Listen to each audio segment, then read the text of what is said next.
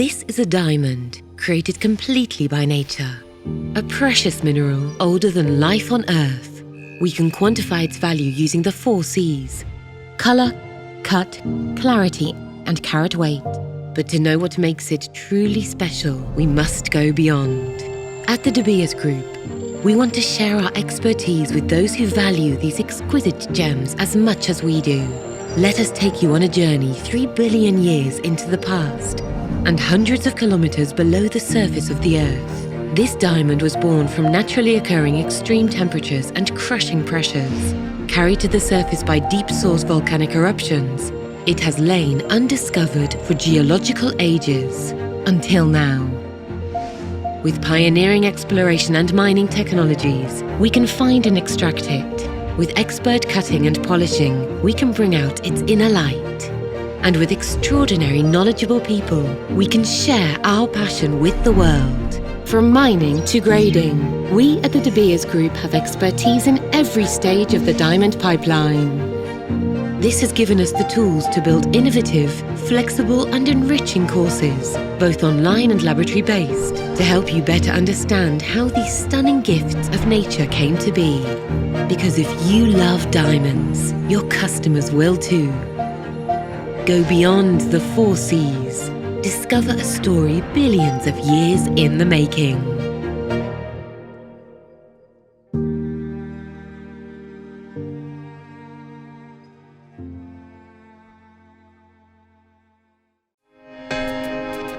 A diamond is not just a purchase. It represents our most precious moments and memories with a timeless beauty that never fades. At De Beers Group Institute of Diamonds, we know how much consumers appreciate being informed enough to choose the diamond that best suits their needs and desires. But making this choice isn't easy without expert advice supported by reliable and precise grading. That's why we offer a premium grading service intended to build and maintain relationships based on trust that keep our clients returning again and again. De Beers Group Institute of Diamonds benefits from over 130 years of leadership and expertise, with unparalleled access to cutting-edge research and technology, ensuring that all of our products are natural, untreated diamonds graded to the highest level of accuracy, integrity, and consistency. So how do we maintain these exacting standards? First, we operate a strictly anonymous black box system, which allows us to treat each diamond we receive equally and without bias. Second, the technology we use is designed and engineered by us, ensuring uniformity across every single one of our laboratories. And finally, each diamond is carefully studied by no less than 3 highly qualified diamond experts who separately allocate each grade with an expert eye. Our grading reports are designed to help you understand what makes each diamond truly unique. We take pride in being a source of support for our customers and in guiding them from a position of trust through every step of their search for their perfect diamond.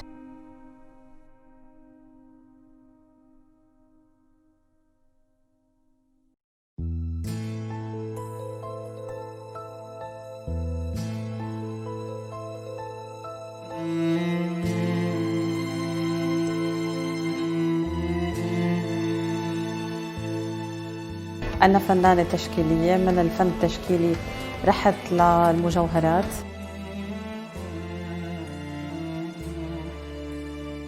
الكولكشن بتبتدي بس ما بتنتهي، يعني مش إنه أنا بنزل كولكشن وخلص لهي السنة وبس.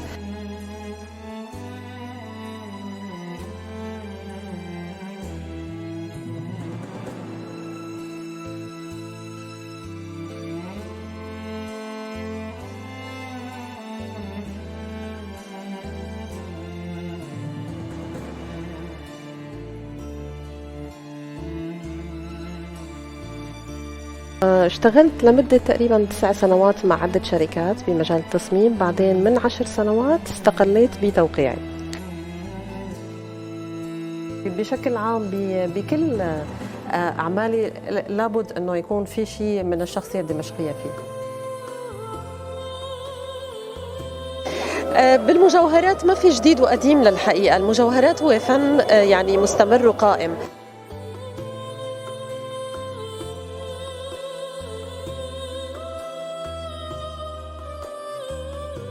إنه الفكرة الأولى لما بتبلش معي بتبلش بمكتبي، بتنطلق من هنيك على الورق وبترجع بعدين تتطور.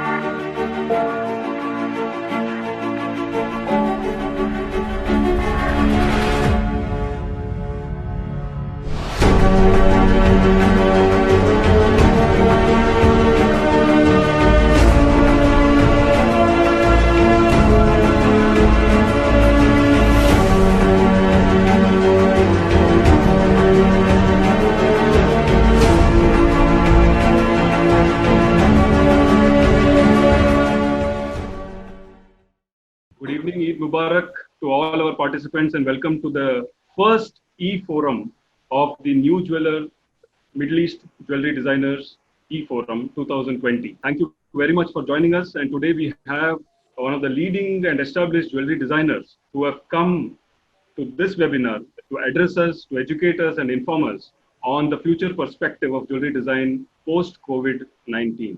As we all know, life would definitely change in a few months for all of us, especially in the jewelry trade, in the gem and jewelry trade. Who would know it better than some of our panelists like Mr. Chandu Siroya, Mr. Sanjay Jaiswal, who are one of the leading producers, manufacturers and retailers of gems and jewelry in the Middle Eastern region and the international markets. I am really thankful to Ms. Nirupa Bhatt for having joined us and for the ardent support that she's been giving us for the last more than 3 to 4 years in terms of addressing, motivating, and bringing in the jewelry designers of the Middle Eastern region on a single platform and motivating us, the New Jeweler International Media Group, to form such platforms where the jewelry designers can come in, discuss, deliberate, and take the future perspectives forward year on year. A warm welcome to all the panelists, and a special thanks to Mr. Ashish Garg for having been supporting us for all the webinars, including this one. And thank you, Mr. Garg, for being there always. And I would request you to mention the speakers, address the forum, and open the webinar. Thank you very much. Thank you, Subbu. Good afternoon, everyone. I welcome all the speakers to the Middle East Jewelry Designer E-Forum. This forum is organized at an important juncture where we are experiencing acute slowdown because of COVID-19 and are staring at a volatile future. Thus, a lot of segments of our industry will go through changes, and what such area is jewelry designing and the product development, which we will discuss about in today's forum. Design is at the heart of every jewelry piece and plays a vital role in business generation and sales.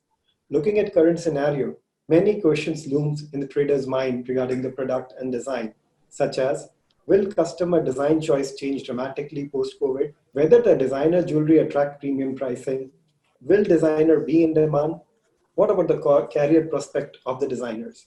I think today, with eminent speakers in the panel, we will be getting answers to most of these questions. And I feel this e-forum will educate and inform the trade in logical perspective regarding future of our business. Now, I request Mr. Subbu to introduce the speakers and open the webinar. Mr. Subbu, please. Mr. Garg, it's indeed my pleasure to welcome the eminent panelists, industry members, producers, manufacturers, retailers to this e-forum. We have 2 sessions in the e-forum. One is comprising of the jewelry designers, the producers, who will be talking about jewelry design as an important element in every piece sold, and the future perspective regarding the jewelry design. The second session that we have is exclusively for technology and education. Now, this is very important session wherein we would be talking about career prospects for jewelry designers, how producers and manufacturers can appoint, recruit, and give assignments to fresh designers as well as established designers. Our first panelist, Ms. Mahal Sibai, who really needs no introduction. Ms. Mahal Sibai is a shining star in the world of jewelry design. She was able to create and carve her own path to become successful and a prominent name in the industry. Mahal Sibai has been innovative. She's been enterprising, and she's one of the first jewelry designers who's been able to expand her business in terms of retailing her products out of the GCC region, which is Paris. This is indeed a commendable effort from Ms. Maha Al-Sibai. 2015-16, she was the official sponsor and jury member of Dubai World Jewelry Design Competition. 2014, she was the jury member. 2018, EBDA's Award 6th and 7th edition. She's been there, she's done it all. She's been associated with one of the largest and most reputed jewelry design institutes, the governmental bodies, and she's been very instrumental in taking jewelry design as a profession and motivating young jewelry designers, which she is doing now, to education. A warm welcome, Ms. Mahal Sibai. Fatima Al Khouri is an Emirati jewelry designer from Abu Dhabi. She got the greatest support from her family, who always encouraged her to take up jewelry design. She studied in the College of Art and Design. Fatima started her journey as a jewelry designer in 2017 and launched her first collection in 2018. During the last 2 years, Fatima has been attending many events and participated in activities that have encouraged her creativity, talent, and her contribution to the gem and jewelry industry. A very warm welcome to you, Ms. Fatima Al Khouri. We have Nadia Dajani from Jordan. Very warm welcome, Ms. Nadia, an established jewelry designer based in Jordan, graduated from University College of London in architecture. In her career, she pursued many interests related to art and architecture till jewelry designing took center stage. Her distinctive style, influenced by Jordanian and Arab culture and tradition, enticed one and all. Her exquisite work is featured in many magazines, blogs, and portals worldwide. Her collection has been exhibited in British museums in London. Special collection made at the behest of His Highness Prince Amma Aga Khan at the Aga Khan Museum, Toronto, where her work is displayed. Indeed commendable, Ms. Nadia. It's indeed a privilege to have you with us. A warm welcome to you. Thank you for having me. Mr. Sanjay Jaiswal, who's Managing Director, Jewel Goldie, part of SRK Group, one of the largest diamond manufacturers and producers in India. Sanjay Jaiswal has been having his experiences in the diamond and diamond jewelry to more than 2 decades. And today he is one of the largest supplier or largest partner with Tanishq, which is one of the biggest brands in India. Sanjay is looking at expanding his business. He's already expanded in Dubai. The Middle Eastern region is his next forte, and his collections are really enviable to the entire trade, the gem and jewelry trade of the GCC and the Middle Eastern region. Sanjay Jaiswal, a warm welcome to you, sir. Awesome. Mr. Chandu Siroya needs no introduction. He's the Managing Director, Siroya Jewels, and he's also the Vice Chairman of Dubai Gold and Jewelry Group. For a number of years, he's been patronizing a number of jewelers, and he's been a helping hand to jewelers who have been in trouble. They have approached Mr. Siroya with open heart, and he's been there with them always. Correct me if I'm wrong, Mr. Siroya. One of the largest producers, manufacturers in the region, and he's, I would say, a friend of all. A warm welcome to Mr. Chandu Siroya, and help guide the entire trade and gem and jewelry trade through this challenging times of COVID.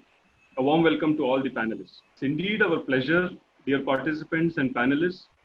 It's indeed our pleasure today that Mr. Yasir Al-Gargawi, Director of Programs and Partnerships Department in the Ministry of Tolerance, and the head of Dubai Art and Culture Department is here with us. A happy Eid to you, sir, and all the respects from the entire gem and jewelry industry.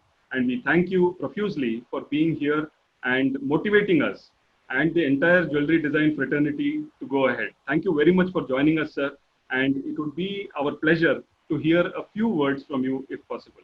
Thank you very much indeed. Actually, I'm very proud to be among all of you, ladies and gentlemen. All the best. Well, actually, this is what we need from time to time, is to communicate, to talk, to express our feelings, to think about the future. everyone know that the life after pandemic is going to be extremely changed. And if we are not changing, actually, that's mean we are failing. That's mean that we did not learn anything from what happened. The pandemic is teaching us so many lessons, especially when it comes to art, when it comes to design, when it comes to the market, and how we interact with the whole community. Of course, it's different. So thank you, actually, thank you very much for this wonderful conference. Thank you very much, sir, for joining. And it is indeed our effort to bring in the art and culture of the Arab world into every jewelry piece that we design. Thank you so much. Wonderful. Coming back to the webinar, Ms. Maha, we start with you. If you could advise us, if you could guide us on the future perspective in terms of jewelry or design as an important element in a jewelry piece. Yes, hello everybody, and thank you for the introduction. And welcome again, Mr. Yasser Al-Gergawi. It's our honor to have you here today. And as you said, we have to think about the future. Actually, there is a difference between what we understand about the word future 3 months back and now. 3 months back, we thought that the future is few years later. And this pandemic teach us that future can be changed in 2 months' time. We have to restructure our plans, our way of thinking, our strategy for our retails. As designers, we have to rethink and restructure our aim, because now the behavior of the market is totally different. The behavior of the individuals, clients are different. The struggle in the economy that everywhere in the world is facing, it is causing a new phase and new ideas to come up. As I see it now, as a retailer and a jewelry designer, I see that we are about to have a very big change in our strategy. Like a time before, we were as designer focusing on the richness of the pieces of jewelry, and we were so generous in adding some stones and gold. And as you see, the gold price has raised so much in this time where the struggle in finance is there. So I think our focus today is going to be different, and we have to take advantage of the digital marketing. And when we talk about the digital marketing, then we are talking about category that is realistically will be sold on that platform. So yes, we are on that edge of the new phase, totally new, and what applied a time before doesn't apply right the moment. This is the way I see it, and I guess retailers would agree with me that we are going to face new behavior at the moment. Perfect. Retailers are going to face a behavior movement that from Ms. Mahal Sibai, and I come to you, Ms. Nadia Dajani. Will the retailers face the challenging situation bravely in terms of selling designer jewelry, or will they refrain from selling designer jewelry because of the cost? Well, it's very interesting that you say that, because we have just released the latest collection 2 nights ago, and whereas we usually have a large party and do everything, we immediately did everything on Zoom and online. So it is my ethos and way of thinking that yes, I'm going to soldier on whatever happens, and we keep moving, but let's adapt. And adapting to the new circumstances is the most important thing if you want to survive. So yes, it was actually very effective how we did it online. And my suggestion would be for all designers and designers, jewelers, is to invest in an online presence and also in online marketing. We had, when we launched our latest collection, we had a member from the Jordanian government join us, who beautifully told us that there's a new platform designed by someone, and it's going to be based out of Dubai, in which it will bring together a lot of designers. So once I get more information about this week, I'd like to share that with everybody, Sure. because this is a time for all of us to come together, and not just in our own towns and in our own villages and in our own countries, but also regionally, because we all have the same ethos, we all have the same idea about Middle Eastern jewelry, and hopefully this new platform that is being created, whether it's one or more, if we can all be part of that and just push with technology to move forward. Absolutely. Thank you very much. Mr. Chandu Siroya has been, you've been in Dubai and the GCC region for a very, very long time. And now is the time for the retail or the retailers to rise to the occasion when it comes to marketing or selling or promoting designer jewelry. Will they really do it? See, as a retail business, the jewelry business especially, I think it will take a little longer than other businesses to settle down. But once we are all settled, which I'm sure is going to happen pretty soon, because we offer something which has a very big investment value in their purchase, and it is actually an investment which they are buying rather than only spending money. I believe once they settle, there will be a very good demand for designer jewelry. The only thing is it will have to be a little better priced. In the past, designers used to charge very high premium for their work. So I would believe even the designers should look at a little bit of mass scaling rather than exclusivity in their designs, so that they can also sell more pieces and bring the cost per piece down. If we can manage the costings, I'm sure designers will do a very good job. I think there is a good market for everybody. Okay, what about price? If the designers cannot come down on the price because it is creativity and it is invaluable. In fact, I would like to rephrase my words. I would say not bring down the price. A design can never be priced. It could be $1 million, could be $10 million. It is the beauty lies in the eyes of the beholder. But what we have to make sure is the affordability of the price of the piece. See, so if we make our pieces more affordable, they will be more acceptable to larger number of people. So we will increase the number of pieces which we are selling. In that way, we can bring the cost down.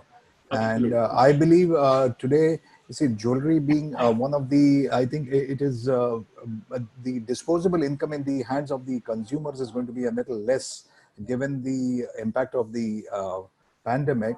So if we can provide with pieces which are comfortably priced, I'm sure people will be looking at them rather than generic jewelry.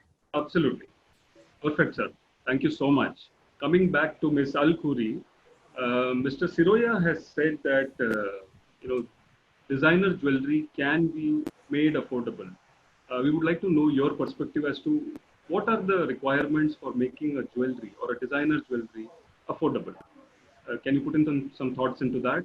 First of all, I'd like to thank you all, and it's really nice to meet you again. It feels a little bit weird behind the screens, but hopefully we'll meet again soon, inshallah.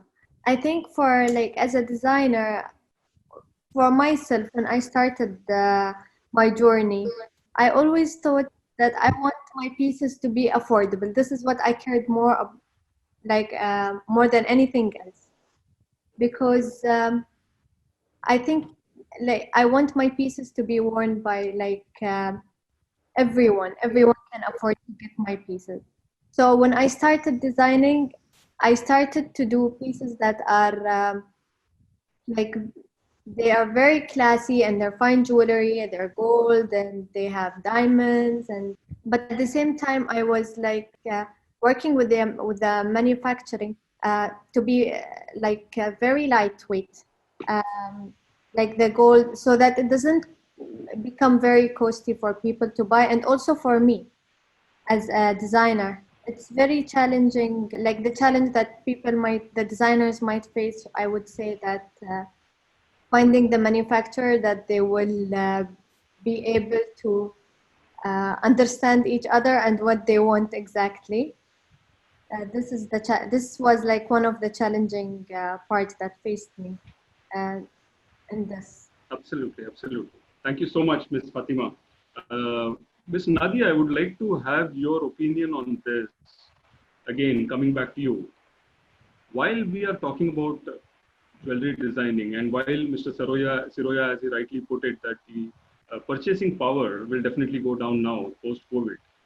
While we are not talking about reducing the price of designer jewelry or getting in, can we talk about fusion jewelry?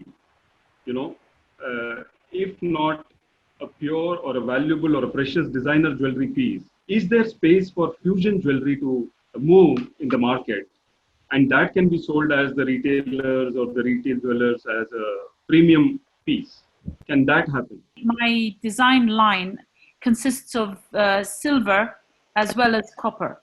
So yes, we do cater for different kinds of price ranges, and even the silver collection that we're bringing out now, we have had very, very consciously been requested by our clients to be very gentle with the way in which we are pricing, and we have taken that into account. So as Mr. Siroya said, be very wise and not greedy at this time. And I'm not saying that we have greed, but we have overheads and we have a lot of things that we have to pay for. So we've actually kept our margins to the bare minimum at this time, and this has never happened before, but we want to at least keep a turnover going and to keep the interest coming. So yes, we have put the prices down. Now, in terms of turning to another material, yes, we do have a line in copper, but we would and we market that actually internationally, but not locally in Jordan, just because of the rules and regulations of what you're allowed to do here, which I really don't want to get into. But what we do with the copper is that we are able to employ many more women. Our company is manufactures everything in house, and we try to have as many women from Jordan. We empower women by teaching them how to create jewelry, and so we can employ many women to produce. And yes, the marketing techniques would be the best, and the price really does go down, yet however retaining the designer value, which has a premium, but we can reduce that, because really the satisfaction for us is to get the women working and the beautiful piece to come out. Yes, we are, we do to a certain extent compromise. We don't really compromise quality, to be honest. We just compromise our margins. Absolutely. Thank you very much, Ms. Desani. Ms. Maha, with respect to the current situation and the jewelry designers fraternity who are looking at assignments, who are looking at working with producers like Mr. Siroya's company or Mr. Jaiswal's company, what is your advice to them in terms of the challenges that they would face when it comes to working with the producers or working on their assignments with the producers? What are some of the key challenges that they would face? After your reply, we would go to Mr. Chandu Siroya to give a producer's perspective of it. It's challenging because now, as Mr. Siroya said, we have to look at the affordable pieces. And when you talk about the affordable pieces, that means your elements in the jewelry piece will be less, because you have to use less gold, less diamonds, and you have to make it low cost. So the beauty of the piece might be affected. And that is a challenging part, but I'll just summarize the types of the clients before COVID-19 and how we are going to focus right now. Before that, we had almost 3 types of consumers. We had the fine jewelry category, people who are looking for brands and only for brands. So it's for them like a religion. They want to follow Cartier or Van Cleef or whatever. And they can spend a massive amount of money on that because they believe and they love this brand. And the type 2 clients, they are the replica seekers who wants to look like those people. Mr. Siroya is getting what I meant. So this category of client is wants to look like those people who can afford to buy Cartier and so.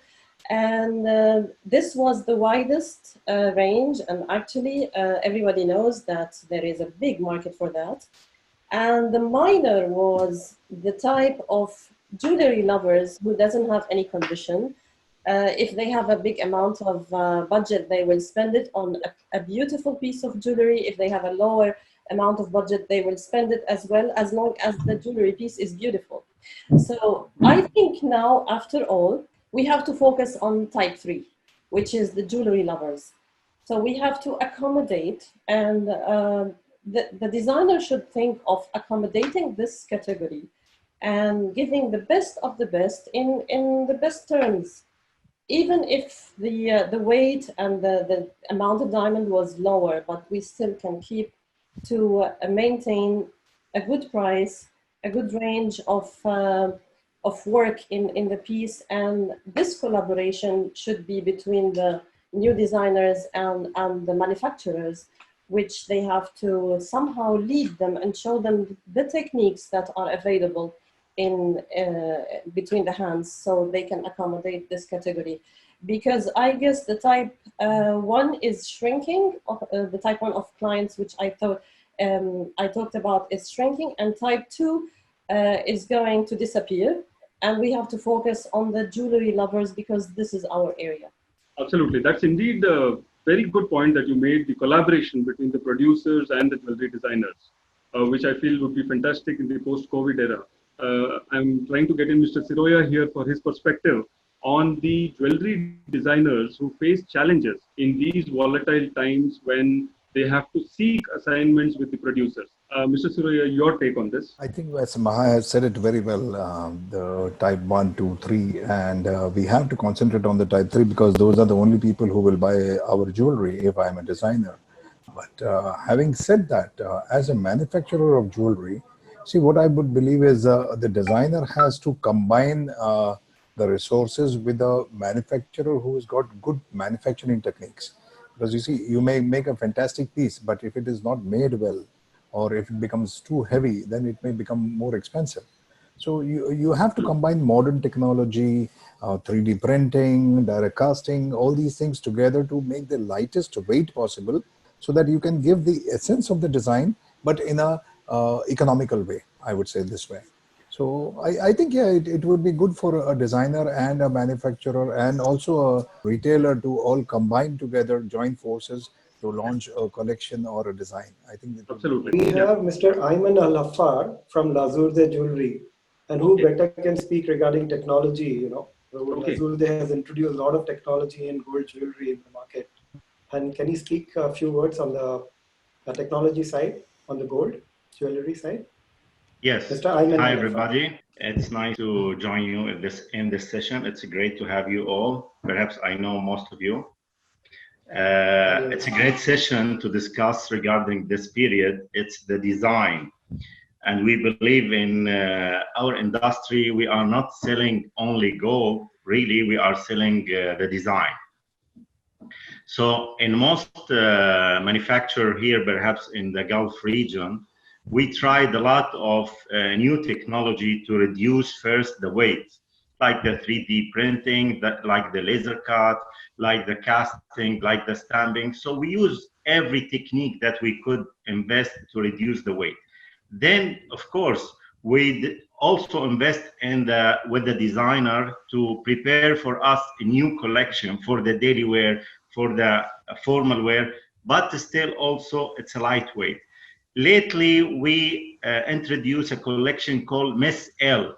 By the way, it's 1 gram to 1.5 grams, and we are selling this collection per gram, and it succeeds. We launched it first of the year, it's succeed and it's doing great. But I believe our problem, it's not in the design. The design, it's a subjective issue. People like it, some people don't like it, some people like something different, different themes, different collection. I believe today we should educate the market about the gold. We should tell them that there is a value for the metal we are using. We are not selling accessory. Today, when we start selling Miss L product with 1 gram, 1.5 grams, we discover that there is accessories selling the same design with higher labor charge, with higher price. Why? Because the new generation, they are buying the piece because it's nice, because of the design. Whatever it's made of copper, made of zinc, made of silver. At the end, they are buying these pieces because they like the design and it's affordable price. The problem, again, we are losing our market by not telling them the value of the gold. I think this is very important. It's not only the design. Again, the design, it's a subjective. Most of the factory invest a lot with the designer. We have 35 designers. Since 25 years, we are investing and we are dealing with the freelancer designer, and we are paying a lot to have a collection. We are introducing 5,500 model new design in a year. It's too much. At the end, yes, the design is important, but not only the design. I think we should have a big campaign telling this new generation that the gold, it's a valuable item. You should buy gold, don't buy accessory, don't buy silver, don't buy zinc, or don't buy any other material, because at the end, there is value for the gold or jewelry, real jewelry. So I think this message should really pass to the new generation, because it's important for our industry and important for the retailer. And really, this is my message. Thank you. Thank you very much. Sir, I have a question here, if you have 2 moments. The jewelry designers have been instrumental in putting up the price for every jewelry piece. They have been helpful for the industry in increasing the price of the jewelry piece with their creativity and talent. Do you agree with this? And if yes, what is your opinion? Yes, sure, I agree. The designer, whenever we need to launch new collection, there's something called creative brief. We provide the designer with this creative brief. We are telling them this piece, the collection, what we need, average weight should be starting from like 3 grams to 10 grams. This could be daily wear or for formal wear. Should be saleable from the retailer from 1,500 to 2,000. And really, they are creative to giving us design with the same range of price. Yes, the designer, they help us a lot. Like in the Miss L collection, if you go to the website, check the Miss L collection, you'll find nice pieces with affordable price, 450 Riyal. It's very cheap.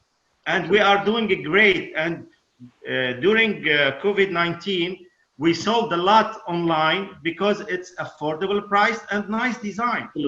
Subbu, I have a question for Mr. Ayman. Hi. Assalamu alaikum. How are you? Walaikum salam. Thank you. How are you, Mr. Ayman, what you mentioned just now, the L collection, Miss L collection, you said the price is between 500 to maybe 1,000 dirhams or 1,200 dirhams. Do you think jewelers like us should maybe try and bring a concept of store in store and have kiosk selling this type of jewelry through even fashion stores and other places? Do you think that would be, because you see, that is where you find the other artificial jewelry, which would also retail at the same price and there is no investment value. So do you believe that maybe the sales strategy could also be changed? Yes, this is what we are preparing as a strategy now. We are launching this collection, not in jewelry shop, in fashion shops with a fashion retailer. You will find now Miss L, not in the jewelry or gold shop, with different fashion retailer. And this is the reality, this is the new strategy worldwide. Because women nowadays or the teenage will not go for gold or jewelry showroom in specific to buy. They need to buy going to Zara. While she's in Zara, she will find shopping shop, Miss L or other brand, and she will buy this piece because it's affordable. It's 500 to 1,000 Riyal only.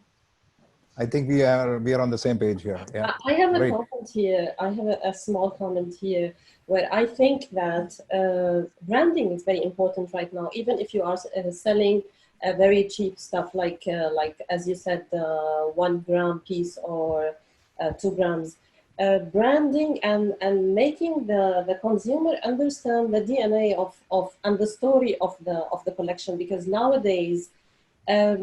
The consumer doesn't want to buy a random piece. They want to show what they are wearing. Okay, this is the way it's working with the society structure.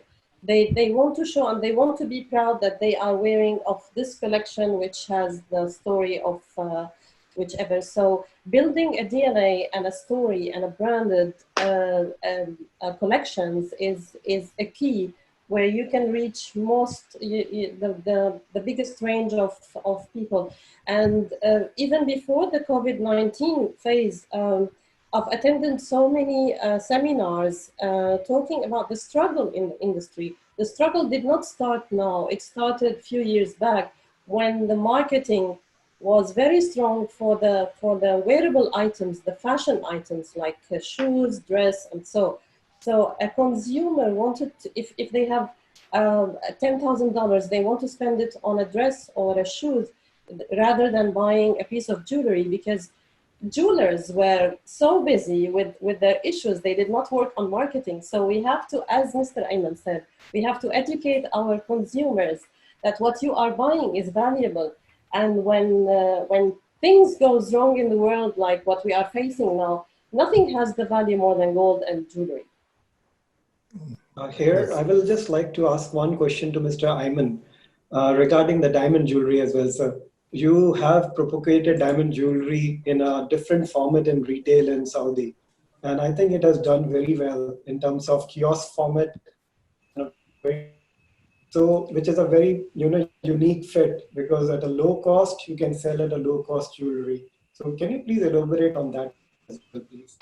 Yes, it's a great notes from Mr. Ashish. We developed a concept before 2 years for affordable jewelry, diamond jewelry. In Saudi Arabia, in specific, always the end consumer, when they think to buy jewelry, they think to spend a lot of money. And always they are afraid that whenever they need to buy a ring, it's 10,000, 15,000, 20,000 riyal. But we start with a concept that why we shouldn't launch a concept for a jewelry affordable diamond. So we collaborate with the KGK, with Ashish, and we develop a concept called Kinaz. And this Kinaz, it's a kiosk in the most of the malls in Saudi Arabia, and it's selling affordable, nice, trendy jewelry design. When I mean jewelry, it's a diamond design. There is no gold in this kiosk.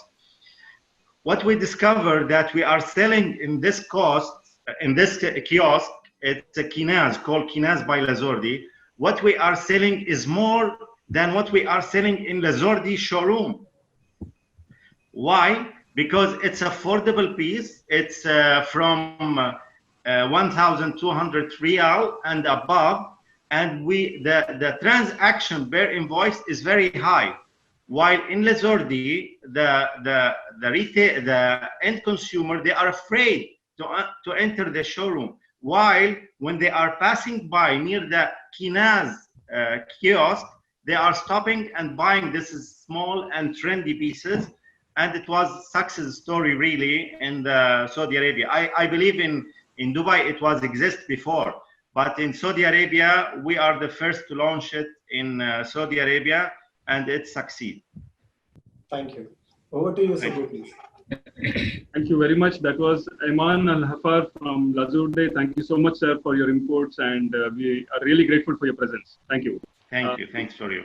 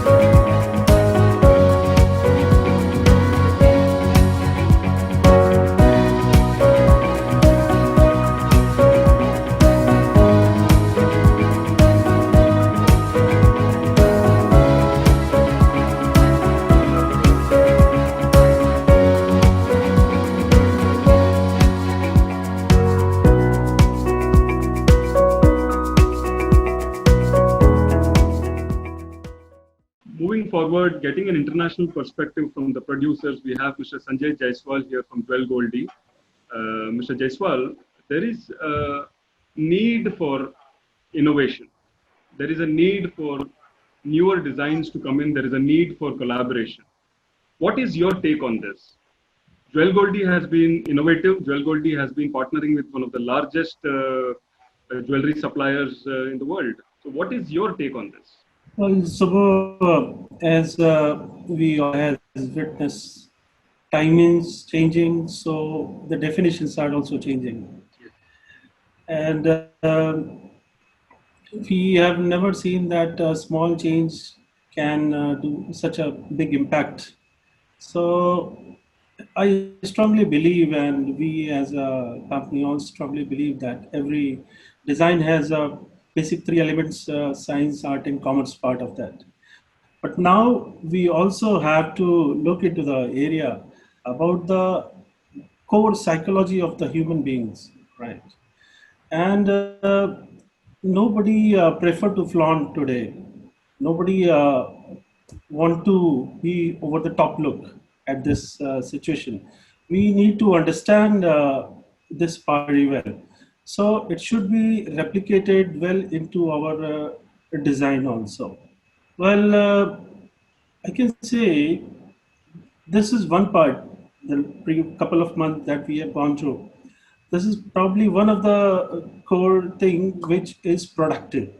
You know, no production is happening, but the real production during these two couple of months, 2 3 months, the actual production was possible in the design side. So we had a very good time together to look into the possibilities, what is the need of future, I mean to say post-COVID scenario. Now, apart from the science, art, and commerce side, when I say the psychology of the basic human being, so you know, if we divide the buyers, it could be in three part. Maybe those who are into the category cut deep, those who are affected a large due to some job security or the earning part. Maybe this could be 25 to 50 year of age category. And second part could be, I think, a 10% of the patient which behave, stay calm and carry on kind of a condition. So their buying behavior will remain same as it was. But the most interesting thing to my perspective would be the consumer who are in the hibernate mode at the moment. Hibernate and spend policy they will adopt. And they will be the young generation, maybe 18 to 35 kind of a category. They are most touched with the things that happened. And there we need to touch. And I think in future, when we are talking about the new designs and the techniques or the innovation side, we should be very precise. What I see personally, the classy and yet very elegant design will be the key to focus on. And your product should be versatile enough. And this is my take on your question. So, Absolutely, you're right. So this comes back to one question. While we are talking about the younger generation coming into the retail stores to buy jewelry, will they have the purchasing power to buy designer jewelry? well, as I said, when the definitions are changing, we are also going back to the basics in our behavior, right? Yeah. So there is the clue. No, classy thing is still back from the past. It will come into the present thing. And when I said these kind of a generation is in the hibernate and pause mode, they will watch and they analyze more than us. We most Yeah. of the as a tendency we are very reluctant to change. Maybe we are tend to change, but we are reluctant. And these the new future of they are very their thought processes are on. So they will come to the basic, they will love to be classy yet elegant and modern, but not Absolutely, very absolutely. chunky and heavy. Thank you so much for your opinion. Coming back to Miss Maha and Miss Fatima, younger generation, will they go to the store to buy designer jewelry? Is what Mr. Jaiswal now explained. With respect to the UAE as a market and as a tourist market, what is your take on this? Yes, absolutely. What I've noticed, basically in my journey when I started my business 10 years back, I faced so many changes in a very short time. Considering the market, how I had to plan in the beginning, and now the consumer has changed throughout the 10 years. And today, what I see, yes, definitely the new generation is going to look for a designer jewelry more than anything else. And they want to, as I said a while back, they are looking for a story I'll give you an example. Maybe we shouldn't talk about some famous brands, but it's a successful journey, so we can learn from. Like Pandora, when they launched their bracelets, and so they had a story behind it. Like it was talking about friendship, love, and relations, and some symbolic issues that we really miss in our life. Like it was emotional issues. So the new generation is looking for that area. They want to have their philosophy book throughout what they are wearing, because fashion and jewelry, they are a way to express personalities. So what I wear is expressing me. And especially the new generation, they understand this very well. They don't want to copy each other in a way, but they want to express what they feel throughout what they are buying. So if we focus on fulfilling this area in our designs, that will be successful, because this is what I can see in the new generation. This is what I face every day. Like when they come for a custom design even, they believe that Maha can give them what they are feeling. It's not only just gold and diamond and so. It's a story that they want to express. And I think there's a very wide area for this. If we work on our concepts, in a way, it will be more trendy for the new generation. So excellent. That's really motivating. Ms. Fatima, your opinion on this? Will the younger generation come to the retail store to buy designer jewelry? Yes, I agree with Ms. Maha. The younger generation, especially here now, and I can say in the UAE, I think the way and the way the younger generation and the girls are thinking is changing a lot. And before we were noticing that they are looking for the brands, like even if it was like pieces that are repetitive and everyone have it. Now they are searching for the pieces that are unique and that has like under a designer, not a piece that they can go and they can find in every shop. So I think it's a very good change for us, but at the same time we have to really work hard in the designs that we are going to be presenting for these people. Of course, yes, of course. So may I ask something? We have Miss Bhatt here. Miss Bhatt, please welcome. Your opinion matters a lot. Please, yeah. Thank you. I have a question. We have been, we are hearing all the experts, and there is a theme which is coming out is about the experiential buying. They go somewhere, they like something, they want to buy. We also heard that there needs to be a story behind something.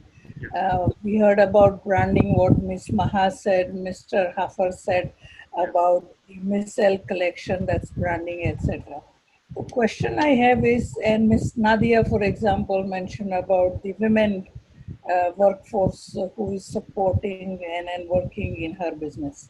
The question I have is, I think the designers really have a great opportunity to be able to help the industry to promote the story by talking about the sustainability, which includes the provenance claims. Where does this maybe gold come from? The individual gemstones come from? What good does this gold do in the countries from where it comes? The diamonds from where they come. There is a beautiful story. the socio-economic development that happens. I think Mr. Ayman mentioned earlier about the story of the gold.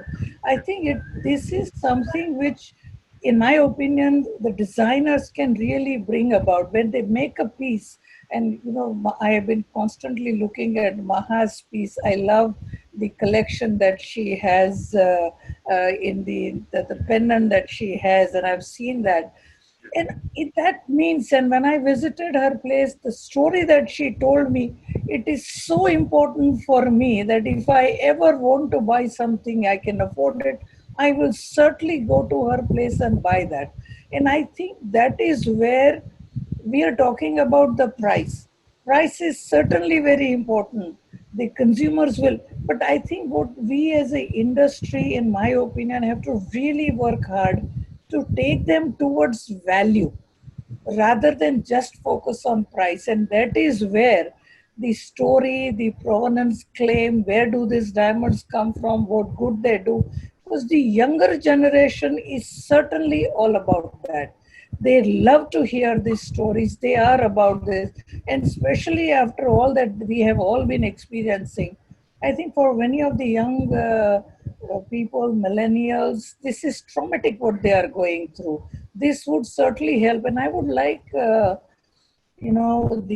designers here, Mr. Jaiswal here, and I know in Tanishq they do a lot of such work.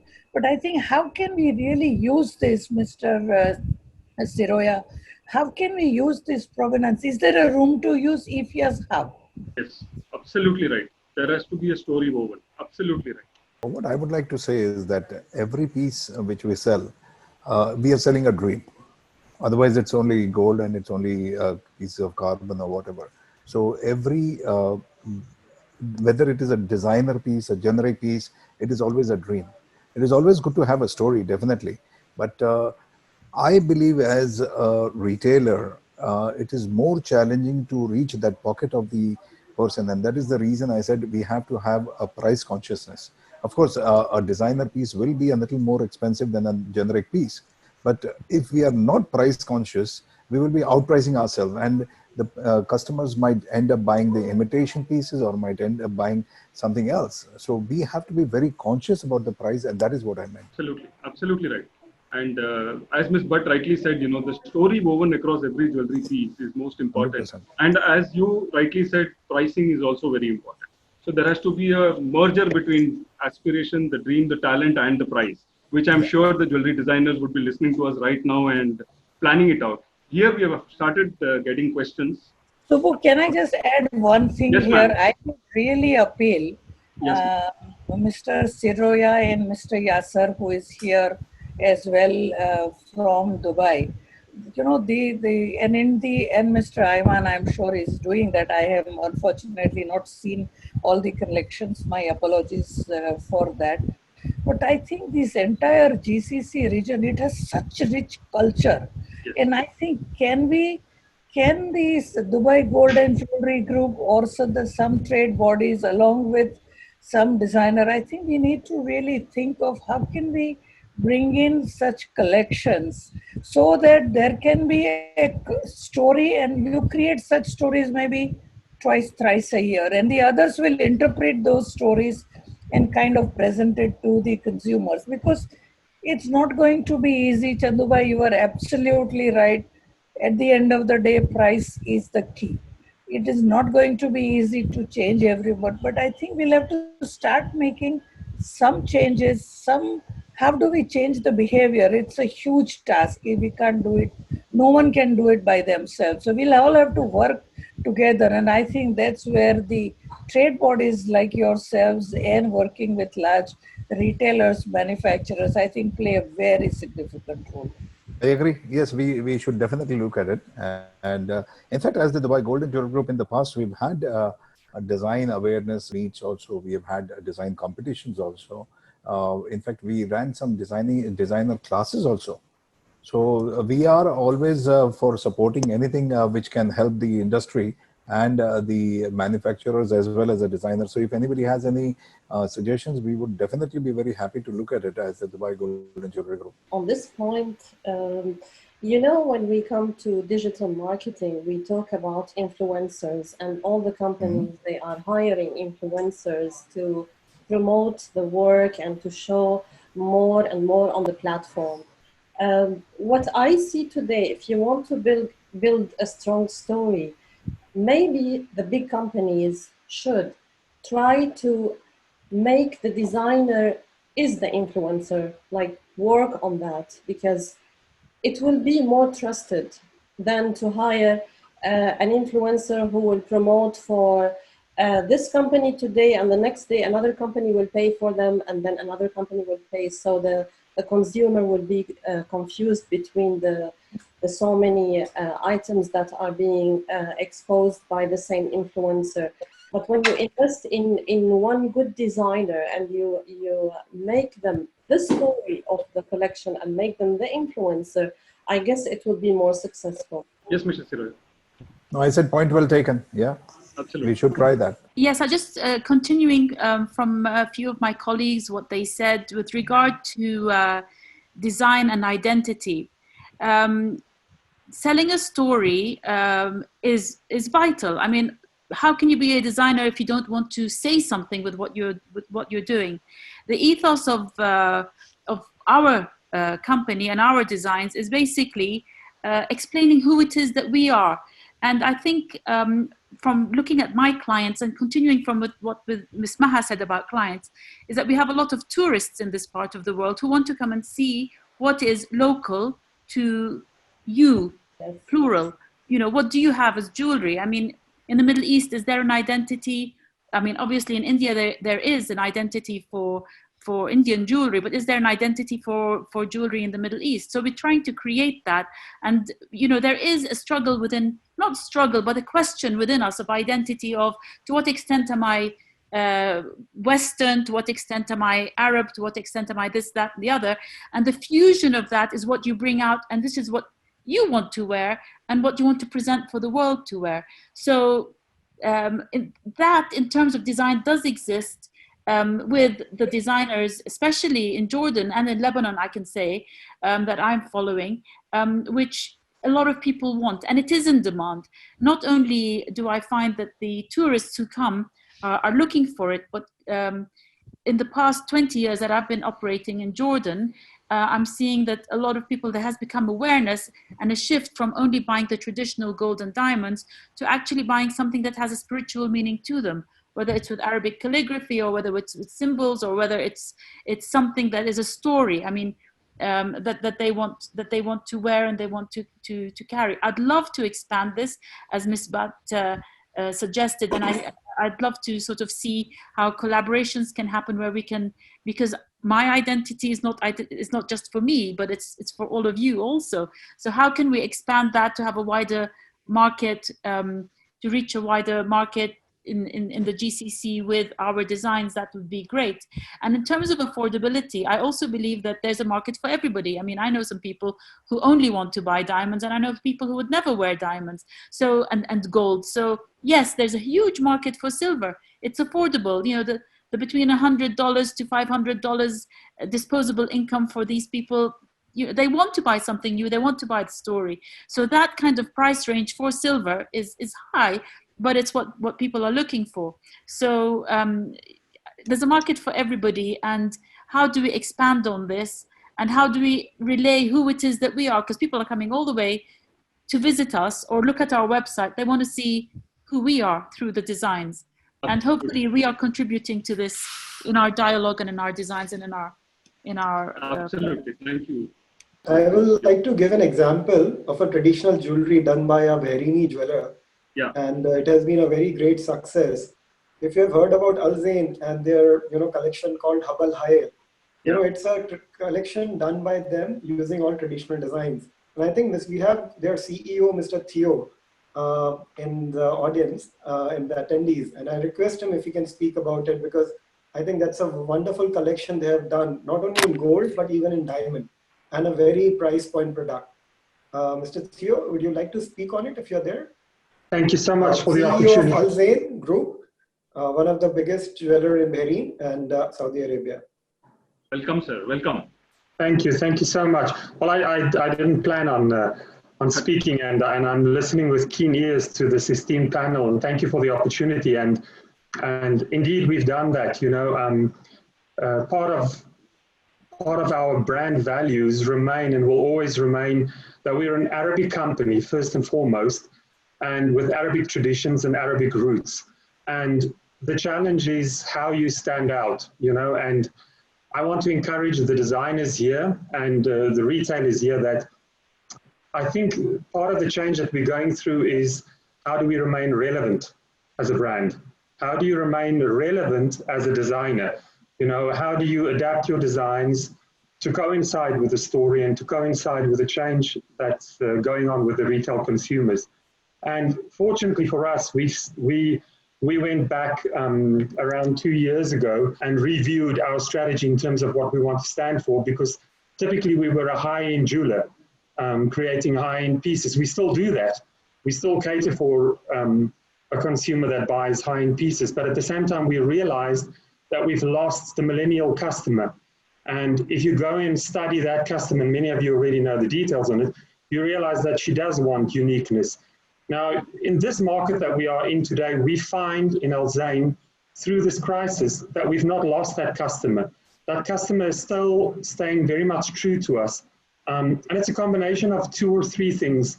First, you've all mentioned price, and I agree, price is definitely important. But what we've learned with our Trends collection is that she's driven by design and practicality. She's driven by a story. She's driven by what do we as brands hold ourselves accountable for. It's not just that story. What is our social responsibility as a brand? You know, what do we contribute as Al Zain to the Middle East? And this younger consumer wants to know that they support a brand that is not just taking something from them, and that is not just throwing them with clever and smart marketing ploys. They want to know that they are buying a promise that can be kept, and a promise that is proven, you know. And so we really had to play on that without going overboard. So, you know, I encourage all of you that stay true to your roots. You know, that I've been all over the world, and I have yet to come across a civilization that has such a rich history of art and Islamic art and traditions as the Middle East culture has.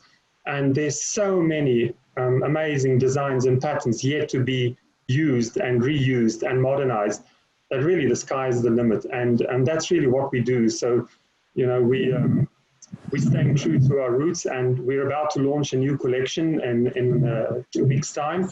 And we take the old and we modernize it and we give it a twist, and we make sure that it's seasonal and that she can wear it today and that she can wear it tomorrow. And if she feels like changing, then she can change it, you know. And so it's not necessarily a new recipe. It's just taking what we have and working with it and modernizing it and keeping it relevant. But social responsibility as a brand, as a designer, as an ethos and as a value has become far more important than it's ever been. You have to know what you stand for, and you have to be able to live and die by it, basically, as a brand. Sorry, it wasn't meant to be this much, but I hope it helps. Thank you very much. Thank you, Mr. Theo. Thank you very much. That was Mr. Theo from Al Zain Jewellery. Thank you so much for your opinion. We move on to the question and answer. We have time only for one question, which is open to the panelists. Can designer jewelry be mass manufactured? Any of the panelists, the jewelry designers as well as the manufacturers, can take up this question. Can designer jewelry be mass produced? Yeah, hi. Who wants to take this question? Yes, it can be mass produced. Why not? Okay. Mr. Stiroya, can it be mass produced? And yes, sure. Will it still have the value? You see, when you say mass produced, what do you mean? The world is a huge market, and we sell to almost 30 countries. So when you produce even 50 pieces for each market, it will become 1,500 pieces. So it can be mass produced, anything. The idea should be, it should be sellable and it should be affordable. I think that is what I believe, and anything can be produced. You see, it would make sense to any designer also to have their products sold out of 500 shops rather than from 2 shops, because it will Absolutely. give them the exposure and it will give them the value also. Thank you, Chandu, for your feedback. There's just a little bit I would like to add to it. In my opinion, when it comes to the piece for the designer, it can be mass-produced, yes, but I think it has to be a value piece, which is bringing the consciousness to the mass around the world. Then it has sense, because then that message is delivered to the world of the awareness, whether it's global warming or some other serious issue brought up, and that is spreading as an important message which you then carry on. And in that case, yes, I think the more the better, because Yeah. it carries very important value spiritually, and in the fact itself that we're not just the designers, but also we are at the service to the planet, giving back. You know what I mean? Absolutely. Thank you Yes. so much, Ms. Naida, for your comments. We would like to bring in our technology and education speakers now. Technology and education plays a very, very important role in the gem and jewelry sector. And today we have stalwarts from the education sector, Ms. Naida Abbas, who is the assistant professor CAS, Syed University, a creator and a jewelry producer herself. We have with us Mr. Tarun Jain, who's educationist and an academician. While we move on to the next session, we would like to profusely thank our first session panelists, Mr. Chandu Siroya, Mr. Sanjay Jaiswal, Mr. Ms. Al-Khoury, Ms. Maha, and Ms. Nadia Jazani. Can I ask Mr. Ashish Garg to say a few words as a vote of thanks to all our speakers and panelists here? Thank you. It was really an enlightening session, and fantastic comments from all the speakers and the panelists. Dubai has always been a guiding force to the industry in Dubai. Nadia has really added a lot of dimension from the design side and from the Jordan. Miss Maha, as she always have been great, innovator in the design field and a supporter. And Ms. Fatima, thank you for joining us, and Mr. Sanjay for giving input from the production side. It was really interesting session, and for also Mr. Ayman Al-Afrar and Mr. Theo, who has given their comments, brief comments in between. So thank you so much, everybody, for joining, and it's really a pleasure to have you here, Mr. Sabu. Thank you, Mr. Ashish. Thank you, speakers. I would like to introduce our technology and education panelists. This is a diamond created completely by nature. A precious mineral older than life on Earth. We can quantify its value using the 4 C's: color, cut, clarity, and carat weight. But to know what makes it truly special, we must go beyond. At the De Beers Group, we want to share our expertise with those who value these exquisite gems as much as we do. Let us take you on a journey 3 billion years into the past and hundreds of kilometers below the surface of the Earth. This diamond was born from naturally occurring extreme temperatures and crushing pressures. Carried to the surface by deep source volcanic eruptions, it has lain undiscovered for geological ages, until now. With pioneering exploration and mining technologies, we can find and extract it. With expert cutting and polishing, we can bring out its inner light. And with extraordinary knowledgeable people, we can share our passion with the world. From mining to grading, we at the De Beers Group have expertise in every stage of the diamond pipeline. This has given us the tools to build innovative, flexible and enriching courses, both online and laboratory-based, to help you better understand how these stunning gifts of nature came to be. Because if you love diamonds, your customers will too. Go beyond the 4 C's. Discover a story billions of years in the making.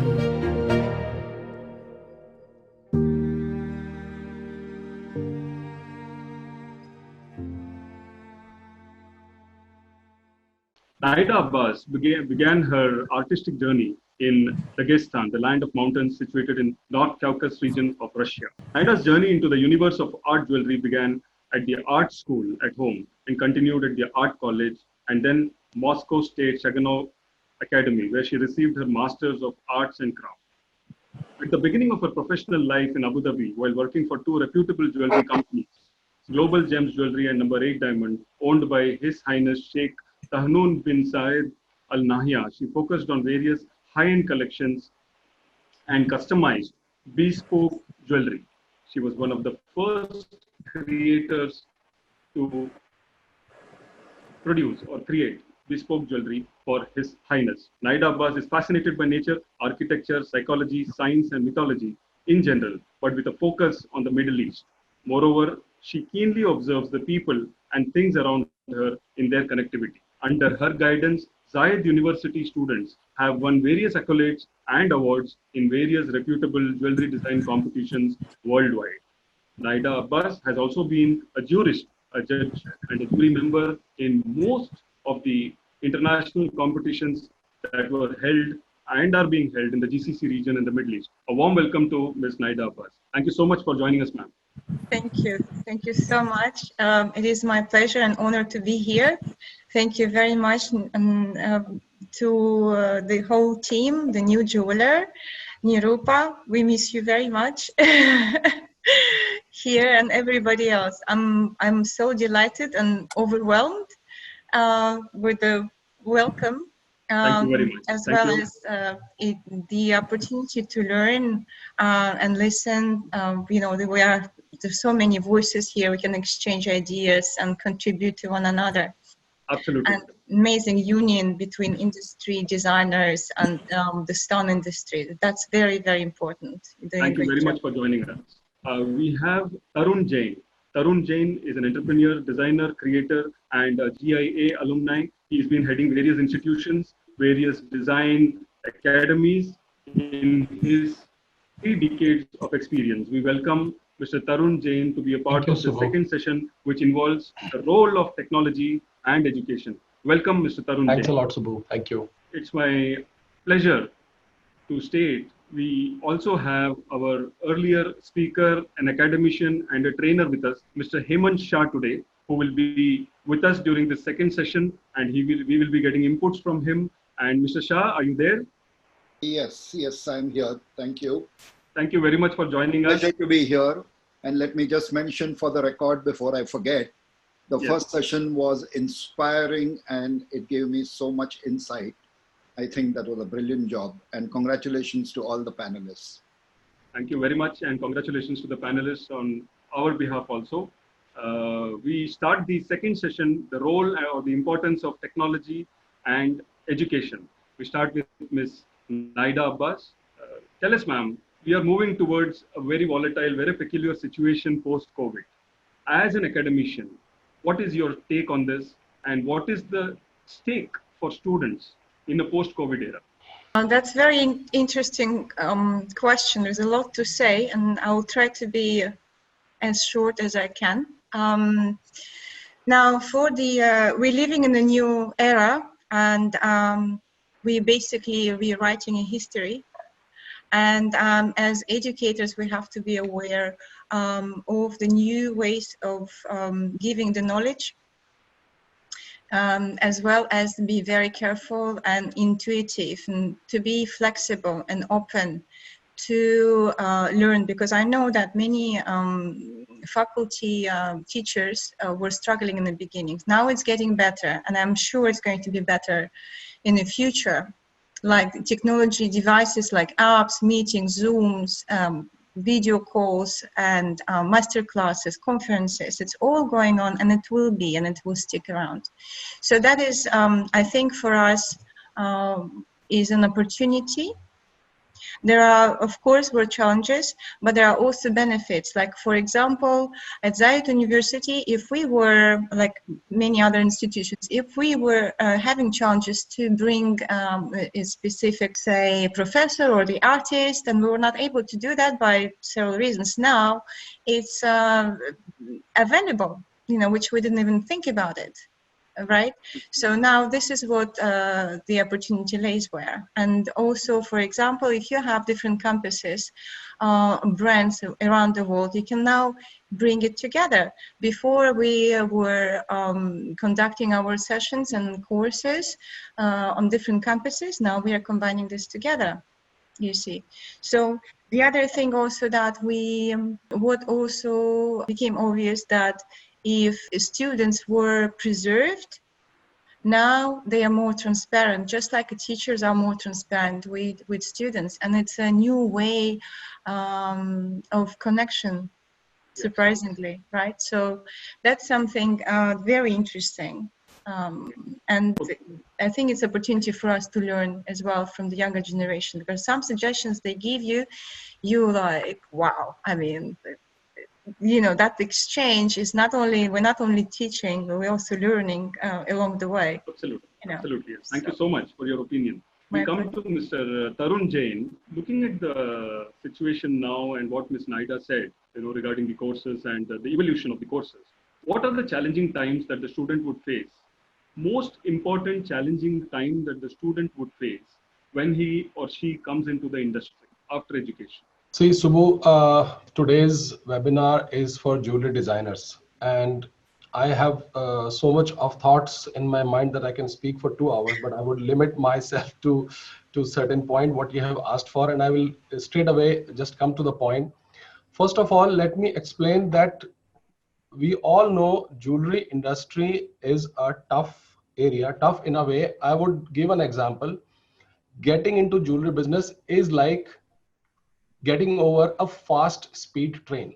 You are starting a high speed train, and starting a high speed train needs a lot of effort. Bringing it into speed needs a lot of effort. And once it's in speed, you cannot slow down. And it is risky as well. So before getting over this train, you have to be completely trained and educated. Here comes our 2 points for today: education and technology. So for those designers, for those newcomers who are starting the jewelry business, who are planning to start, I would suggest them to educate themselves, educate in a 360-degree way. We have seen a driver who's driving a train, his child has grown up from childhood, he has learned it, that's fine. But now you are not that child, you're a fresher. So you have to learn officially, formally. Those people, what I mean to say is those people who have learned from their family tradition, they are fine. They will always do because they have a reputation behind them and they have a learning from childhood. That's fine. For newcomers, you need to formally train yourself. You should have 360-degree learning. 4 points in 360 learning, I would say. You should learn marketing. You should learn valuation. You should learn manufacturing. You should learn designing, and you should learn purchase. Then there is no challenging time. So you mean to say that they have to be an entrepreneur rather than just a designer in the new era? Not an entrepreneur, because to be an entrepreneur, you need a different caliber. You need finance, you need support, you need a team. So everybody cannot be an entrepreneur, but you develop everybody as an entrepreneur, then he would be a successful employee. Whoever has the capability, if he gets the opportunity, he will definitely become an entrepreneur. Everybody cannot have that opportunity. But to be a good employee, he should be trained as an entrepreneur. Absolutely. I would like to get Mr. Hemant Shah here. Mr. Shah, your opinion on the young and fresh jewelry designers who are moving into the industry or who are supposed to get into the industry. Important challenges that they would face or the preparedness that they should have so that the industry embraces them. What I'm going to say is not only for the new designers who come in, I believe this is true for every designer who's there. Yes. I think one of the biggest challenges that our industry has been facing and why we lose the share of the consumer wallet is because we do not innovate enough. And let me tell you, innovation is something you can teach. I personally myself conduct innovation classes, not for designers or product developers alone. I conduct them for CEOs of companies. I conduct them for accountants. Every place where you can make an improvement which benefits the consumer at the end of the day is an innovation, and that should be done. Especially coming to this thing, I have been listening to the designers talk, and I agree with what they are saying that the new era which I choose to call the AC era. We moved from the BC to the AC era after Corona or after COVID, whatever you'd like to call it. I believe that the requirements are going to change substantially and for a long time. Things are not going to go back to the original normal for a long, long time. And therefore, the choice of jewelry, you're not going to go to weddings where there are going to be 200 people looking at your jewelry. Okay, but you are going to be sitting at home every day like this, talking to your colleagues, talking to friends, and you are going to want to wear jewelry. Okay, so the whole concept of what kind of product to develop is going to change. I also believe that designer jewelry is never going to stop. And therefore, all designers, whether new or old, have to focus on great creativity. Absolutely. Yes, I would like to make a comment on whether it should be mass produced or not, but that's not the scope here. So let's go ahead. But we would like to hear, can it be mass produced? It can be mass produced. Whether it should be or not is the question. All right. Okay. All right. Generally, what happens is that when you, by saying mass produced, you're going to commoditize it. When you commoditize something, the value for the buyer is not the same.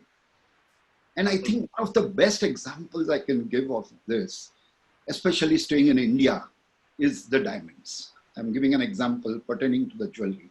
When diamonds were rare, there was a time when shopkeepers, when retailers of jewelry would not display diamonds on the counter. Once you enter and ask for diamond, they take it down from under the table and bring it up for you. Yeah. To where we are today, where everything is this thing. Absolutely. There is a certain charm of diamonds that is gone. Okay. To retain that diamond, make it mass manufactured, but then do something like, okay, limited edition. I will mass manufacture, but I will make only 999 pieces. True. Okay, that will still keep a special value for that jewelry design. That's exactly what Ms. Naida Abbas said, that retaining the value though it is mass produced. Absolutely. Coming back to you, Ms. Naida. Yes. We are moving online. Yes. Post-COVID is going to be online. How do you feel that Zayed University would be transforming itself into online, or is it already online in terms of the courses for students and the designer? Well, the courses are online at the moment, but it's not going to be forever, right? So even if the next semester, for example, is going to be for most of the educational institutions are online, then eventually we will go to normal kind of, right? So with inevitable changes. So this time, I think, is very good for observing, learning, adapting, and being flexible and learn a lot. So and do the research for young designers, for example. It's very important to understand what is their next step, what are the what is the concept they have to take, their personal values they want to transmit. And today's situation worldwide, and a new awareness where they want to bring that awareness, and based on that then design to create their concept. Because now with a new awareness, there are many people, young generation, the old, and everyone the mindset is not the same. If before, for example, just like Maha mentioned before, if before people were going more for brand jewelry, now young generations are no longer attached to it, and they want something intimate, something connected with an emotion, with that moment which is frozen in time, for the memory they're gonna carry, right? Of course, there are important events like New Year or birthdays, weddings, anniversaries, and so on. That is also something to take into consideration, but also sustainability on the way you produce the piece. What materials you use. People became very aware of the material use in the jewelry. Now, there's no longer, for example, corals are no longer in fashion, because it's destroying the ocean, for example. And that awareness goes everywhere, not only for the way of manufacturing, what do you design? I mean, the whole thing, the whole concept has to be taken into consideration, including packaging. How do you package your design? What is your inner values?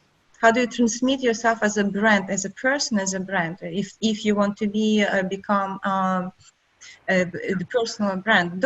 All the things have to be taken into consideration. And I think that's something that we have this luxury of time now when we can explore, connect, and do the research, whether it's within your environment, within your friends, or connecting with the professionals. It's an amazing opportunity right now. Absolutely. And I think this is what's going to happen. Absolutely.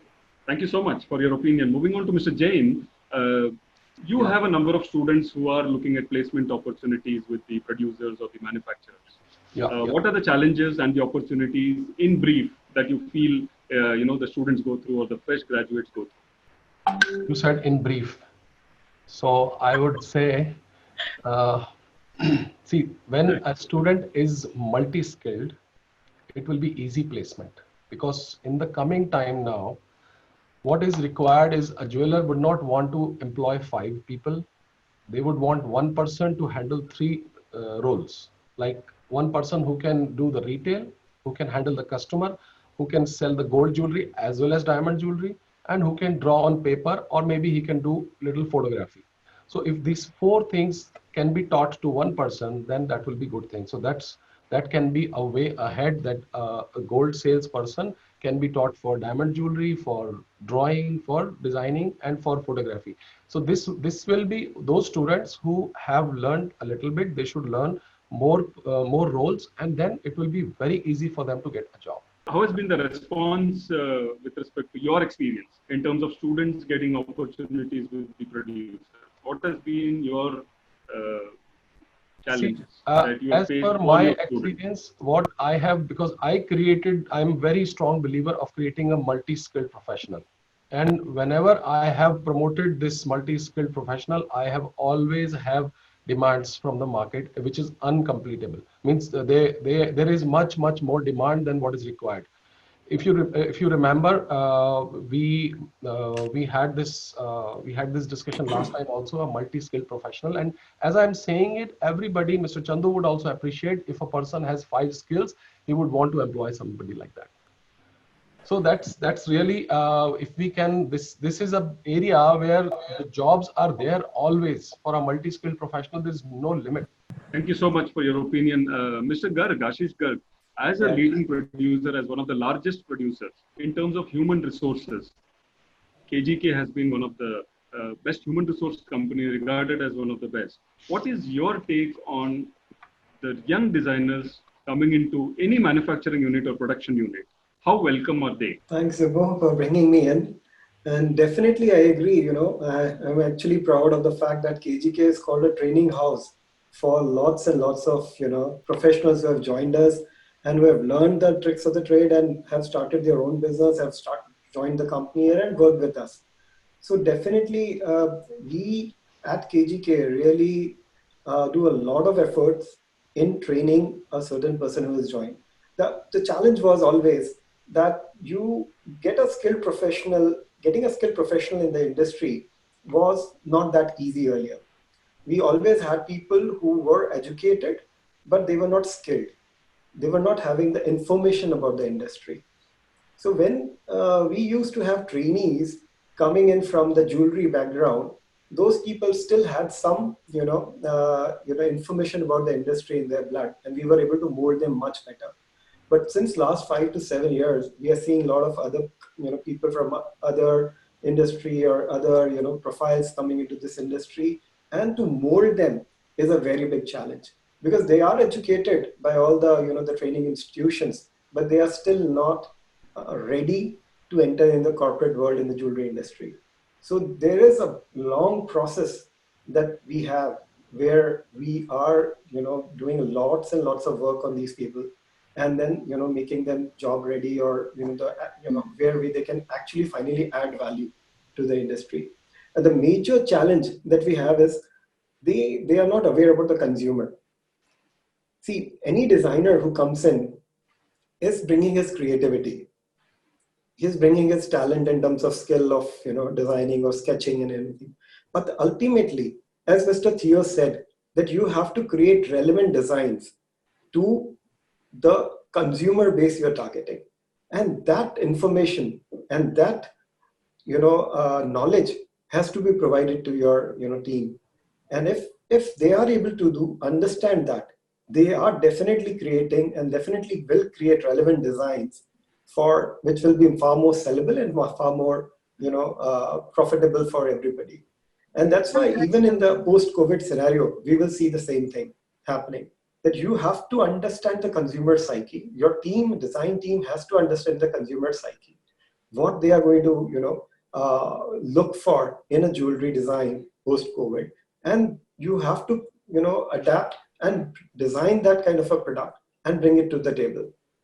You mean to say that there has to be a collaboration between the producers and the design institutes to groom appropriate students? Is that what you're aiming at? Definitely, that could be one way. But ultimately, I feel your design team or a designer has to collaborate with its sales team. He has to collaborate with his client who is there in the front, who is at the shop floor dealing with the clients or the consumers who are ultimately buying the jewelry. If you can understand their mindset, then you are able to create a piece of jewelry which is immediately sellable. So my take is, apart from whatever the collaboration you're talking about, I definitely feel collaborating with your client today, associating with them, getting in synergy with your client is the most important thing.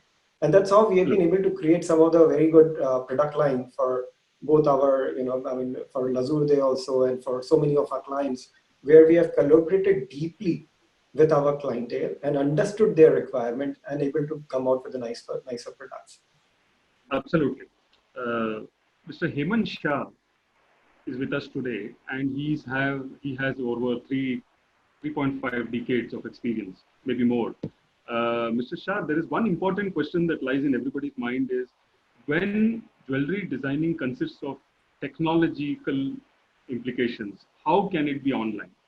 Can jewelry designing courses ever become online because the role of technology is preeminent in the creation or in the courses? I consider jewelry designers to be knowledge workers. And I believe that any knowledge task would be relatively easier to do online. In fact, I work with an advertising agency here in India, which is an international agency. And what we are trying to do is to get all their designers and copywriters to work remotely on a permanent basis. Not only that, we are trying to make them into entrepreneurs. There's a dual purpose to that. It's not just about turning them into entrepreneurs, but we are working out a scheme where the company will bear lesser of a fixed cost and let them also do other work that gives them an opportunity to grow. Anyway, coming back to online learning, I believe, yes, a lot of what we do for designers can be taught completely online. In fact, I would go a little beyond that, because I'm working with an institute in India, a jewellery teaching institute, where I have given them a proposal where even manufacturing, 90% of it can be taught online. One of the biggest challenges students have, say, a student from Baroda coming and staying in a place like Mumbai. I'm giving you a local example because that's what I know about. Now, coming and staying in Mumbai for 6 months, 12 months to do a course is extremely expensive and also psychologically a burden. A lot of people who come from these smaller towns are not used to the city life. What we are trying to do is to create online courses and tie up with manufacturers in various towns where the students can go and practice on-hand manufacturing processes. Okay, they're still on paper, there is nothing the same. But what I'm trying to say is that it can be done. I do innovation courses. I do it for my alma mater also, where we have a lot of workshop, actual hands-on this thing. I do it online. Okay. I do a whole semester's course only for the last 2 talks. I go there, and not because I needed to go there. I go there so that I can interact with my students. I can network with them. And they get to know me as a person rather than just somebody whom they see on the screen. That's excellent. Okay, Thank you so much. Everything is possible. I mean, completely. Absolutely. Going to Ms. Naida. Yes. will Zayed University put 100% of their syllabus or courses online, where we do feel that there has to be an interaction between machine as well as the student? I don't think it will be the case. I think it will reach a balance where the online and offline teaching will get together and take the best of the experience of the COVID situation, taking into the post-COVID and the future. That's I think that's what inevitably is going to happen. Some things which we learn during this period, we will take it to carry on, the positive ones, and then progress from there. The future is never be the same, definitely. I mean, we all know that. But totally going online is not a good idea, because then there's still the factor of the human presence and the emotional impact. The eye-to-eye contact, it's very important. And when you're looking at the screen, there's still this kind of a wall between you and the learner or a teacher. Right, so that's not going to be Absolutely. The ultimate result, you know what I mean. But I wanted to make a comment about the previous speakers, just to add some comments on and my question is about how do you see really the manufacturing online? Because the design already happening. Yeah, and in terms of the design, I just wanted to add something to what Taron said, is that it's very important for the student, for a young designer, to learn from the history, which is being ignored, unfortunately, not like before when young Fabergé, for example, had to learn when he was 12 at the workshop and doing some simple stuff for years before he actually made a name, right? That's not the case anymore. Unfortunately, this tradition is going away. Right, but it's very important for any designer who wants to make a career to know how to design, sketch, design, get an idea, and manufacturing techniques. Because if this knowledge is missing, then there will be holes and gaps in the design, definitely, and that's a very long process then to get design to a perfection. In that case, I totally agree with Tarun, like many other points he mentioned. Okay. Thank you so much, Ms. Naida. Thank you. I would like to get in Mr. Sanjay Jaiswal at this juncture. At a time when we are looking at a volatile situation where various other sectors have announced job losses, there is a slowdown in the economy. I would like to know from Jewel Goldie, has been known to sustain all their staff members and they have already opened up operations. Mr. Jaiswal, can you come in here and tell us the secret? It is nothing like behind secrets, this. no. It is nothing like secret, but I will definitely like to touch upon the previous conversation. See, the ultimate designer is the creator, or you call it nature, you call it mighty creator God, and he also not designed the thing 100% digitally, or I mean to say through software or through some program. There should be, and it is a part of nature that the physical activity happens and the designs come out. It is in the form of rock. It is in the form of the shape of earth, and if you see, sometimes you try to organize things too much, and once you go to the forest, you see, no, it is kiosk kind of a thing. Nothing is organized, but still every nature, nature build up itself in the kiosk also. A new design comes up, a new plant come off, everything comes up like that in the natural process. And when you see something like a organized garden, and that require maximum of your attention, and you draw a limit of withdraw a limit of attention, and you know what the garden will be. So sometimes a nature from the distant, it looks like puzzled, but that is the main creator. From there, we can have a pick of the idea how the design should be thought about and all these things. Well, when you ask about the jewel gold, it is nothing like secret, but we strongly believe that it is a kind of ecosystem, and we always look for the natural instinct of the people in terms of designer, and then we try to build up in within the system. We believe in the multiple culture and multi demographic team, and we wanted at least in the design sector, it is organized, but organized like a forest. It is not very Absolutely. organized like a garden. Thank Absolutely. you. Thank you very much. Thank you so much, Mr. Jaiswal. We have a question for Mr. Ayman Al Hafar. Do you think technology is a blessing or not a blessing for the jewelry industry? If it is, how? First of all, I think to have a competitive edge as a big company, you should own all the technology to be introduced in your collections. That means we start some collection before 5-6 years where we were owning some technology that was not affordable for all. We invest in Italy and we create this technology for us. And the deal was with this Italian company is to keep this technology for us for 5 years. During this 5 years, we were producing product and selling with high gross margin for us. This has helped us a lot. Why? Because design could be imitated in 3 to 6 months, while technology cannot unless the technology is affordable for all.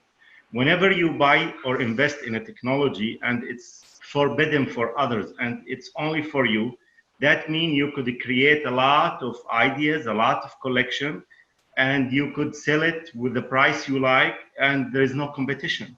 So I believe the success is how much you could own as a new technology. It's not only design, because the reality today, we are selling a product combined between design and technology. Design, it's easy, could be adopted from others, but technology, if you don't own it, it cannot be easy for others to do. So I think, yes, the technology adding a lot of value for manufacturer and for the brands.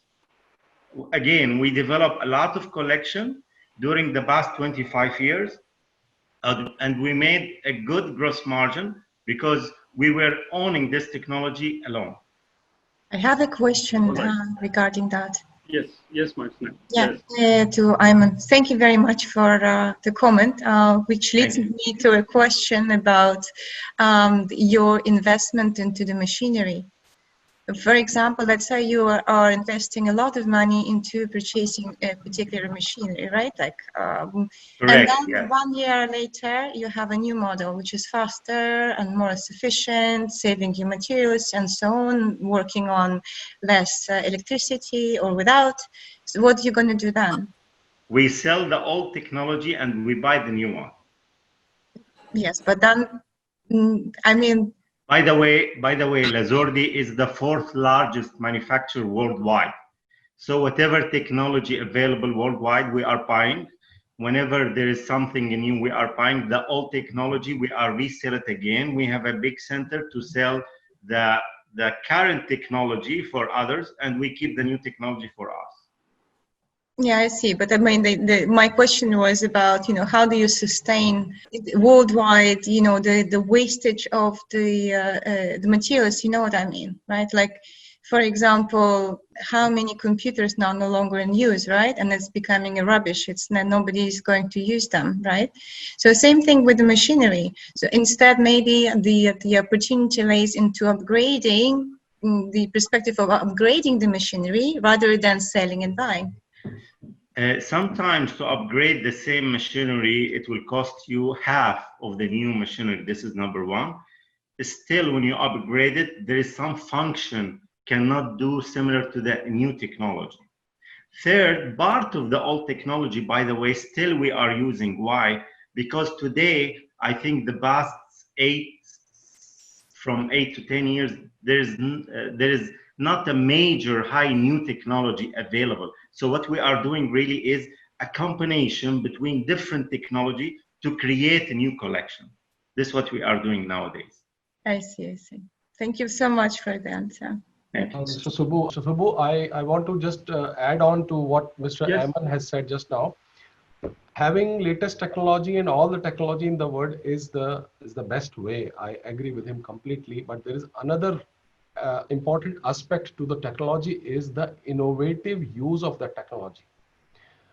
All equipments are made for certain type of production, certain type of output. But to use it innovatively for other things is very important. And every gadget, I'm sure everybody will agree here, every gadget, even our smartphone, is capable of many more things. We never knew it 10 years back. But now same phone is being used for all these. So innovative use of technology should be incorporated where education comes in. And that's what is the need of the hour, that instead of going for, Miss Naida also said that new technology, because for small institutions, small companies, it's difficult to sell that old 3D printer and buy a new one. It's difficult to sell that old machine and upgrade to a new one. For a big company, it's fine because they have different departments, different countries. So it keeps on rolling and it can be absorbed. But innovatively using it, that technology is a very important aspect. Thank you very much, Mr. Jain. I would like to bring in Ms. Bhatt, Ms. Nirupa Bhatt here. Ma'am, we have been talking about heritage and handmade jewelry for quite some time now. And when there is this subject on technology coming in, we would like to have your opinion on, will technology diminish the handmade and heritage jewelry, the artisanal jewelry? What is your opinion?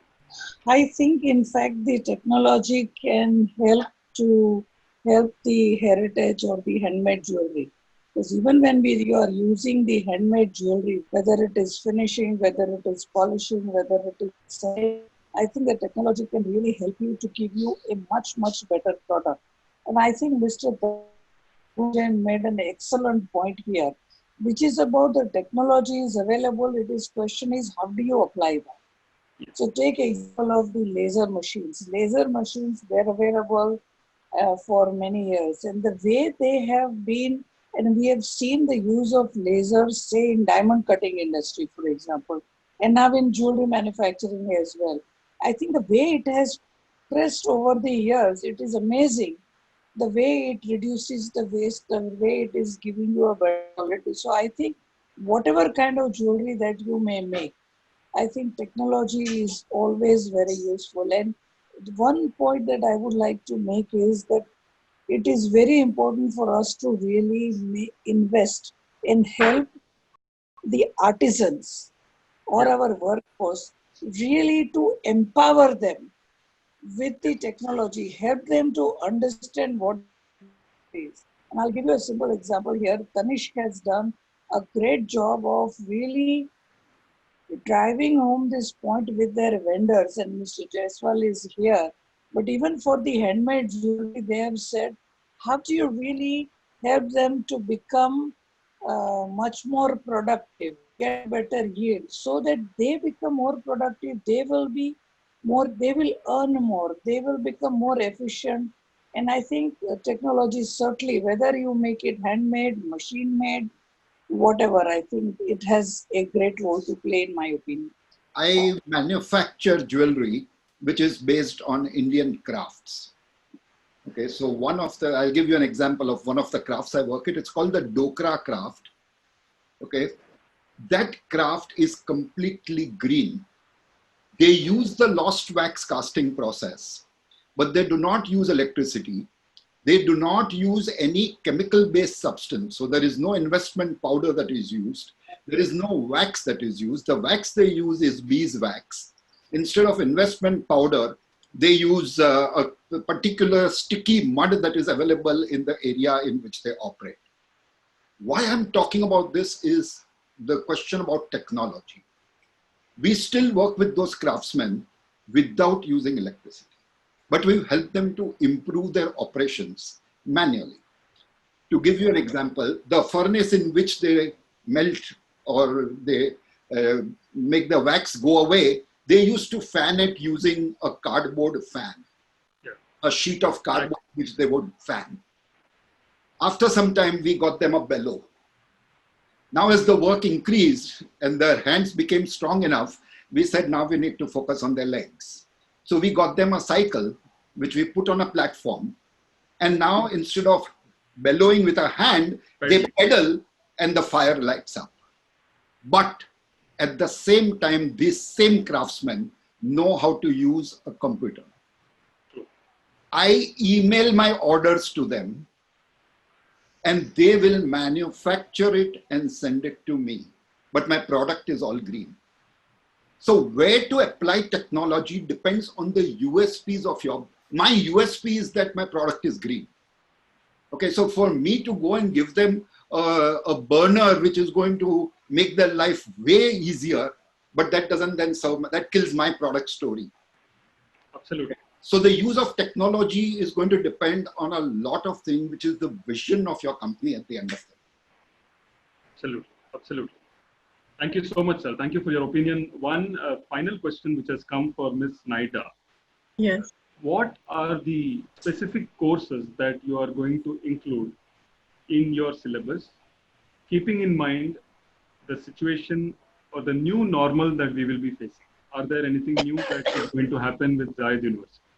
With Zayed University, because we don't have a major just yet, so we're gonna carry on with the courses, using new opportunity, inviting international professionals who can do the workshop, online workshops, or the lecture, which is now available. And please send me your advices and proposals, and definitely I'll take it further.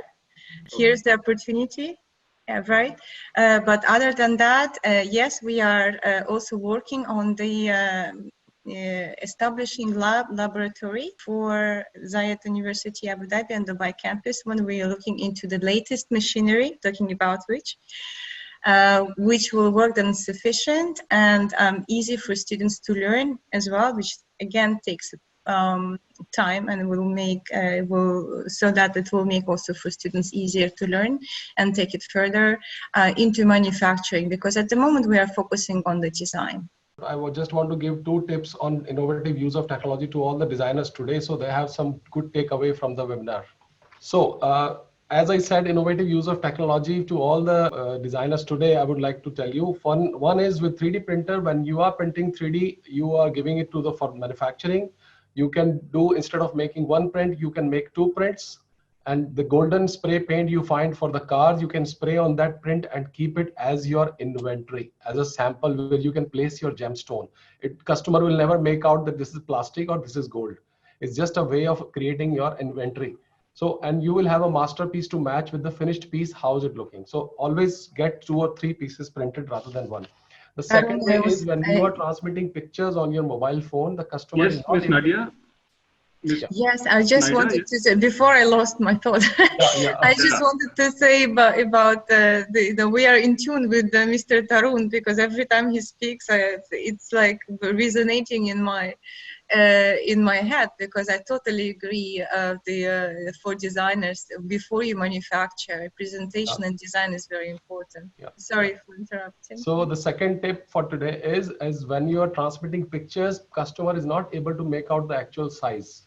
So how to give them the actual size? What is the actual size of the piece?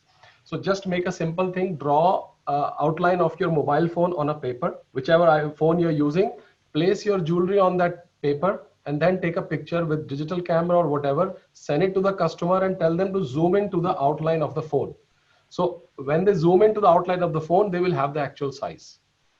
Well, that's all. On that note, thank you so much for all our speakers. And I'm sure this was very informative and educative to our participants. Till the next webinar, we will be inviting you to join us. Thank you very much. I invite Mr. Ashish Garg to say a few words. And I profusely thank Ms. Nirupa Bhatt for being with us always, and Mr. Ashish Garg for supporting us.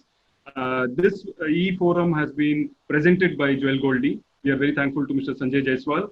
De Beers Industry Services is also with us while being a part of this e-forum. And of course, Zayed University, Ms. Mahal Sibai, who have been ardent supporters, as well as TransGuard. Thank you very much. And Mr. Ashish Garg, we would like to give you a few words. Thank you. Thank you very much, all the speakers and the panelists. It was a great webinar today. In fact, a designer forum where we have heard a lot of views about the future of the design and how the designers need to cope with the situation post-COVID. We thank everyone for joining in and taking the knowledge from this webinar. And we hope we can continue to do these kind of knowledgeable forums for our industry so that we can spread the knowledge around. Thank you so much. Thank you very much. Till next time. See you. Bye-bye. Thank you. Bye-bye. Thank you all. Thank you. Thank you, everyone. Bye. Thanks, everyone. Thank you. Bye-bye.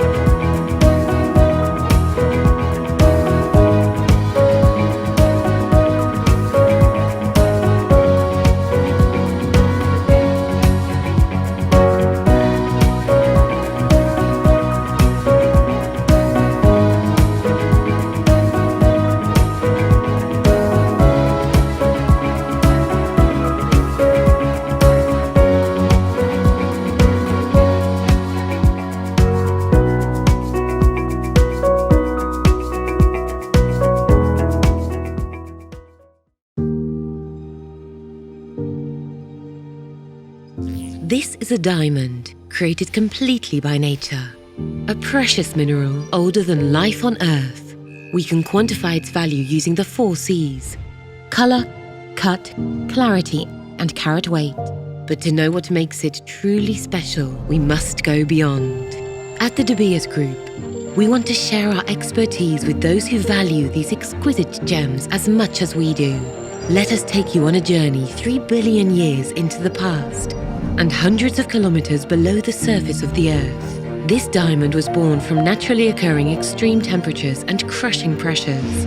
Carried to the surface by deep source volcanic eruptions, it has lain undiscovered for geological ages, until now.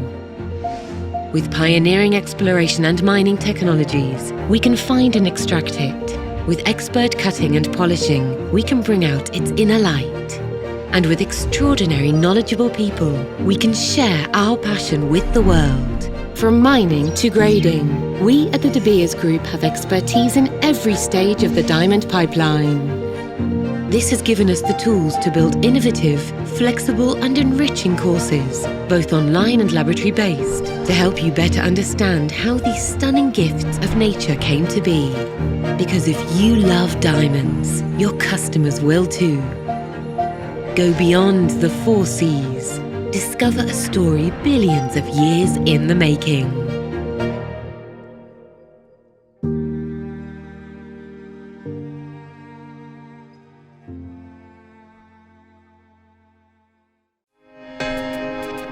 A diamond is not just a purchase. It represents our most precious moments and memories with a timeless beauty that never fades. At De Beers Group Institute of Diamonds, we know how much consumers appreciate being informed enough to choose the diamond that best suits their needs and desires. But making this choice isn't easy without expert advice supported by reliable and precise grading. That's why we offer a premium grading service intended to build and maintain relationships based on trust that keep our clients returning again and again. De Beers Group Institute of Diamonds benefits from over 130 years of leadership and expertise, with unparalleled access to cutting-edge research and technology, ensuring that all of our products are natural, untreated diamonds graded to the highest level of accuracy, integrity, and consistency. So how do we maintain these exacting standards? First, We operate a strictly anonymous black box system, which allows us to treat each diamond we receive equally and without bias. Second, the technology we use is designed and engineered by us, ensuring uniformity across every single one of our laboratories. And finally, each diamond is carefully studied by no less than 3 highly qualified diamond experts who separately allocate each grade with an expert eye. Our grading reports are designed to help you understand what makes each diamond truly unique.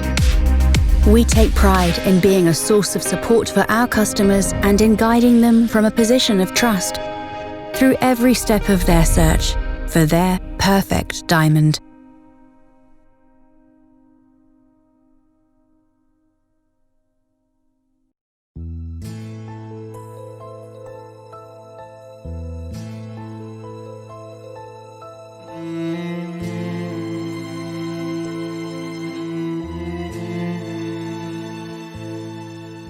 أنا فنانة تشكيلية. من الفن التشكيلي رحت للمجوهرات.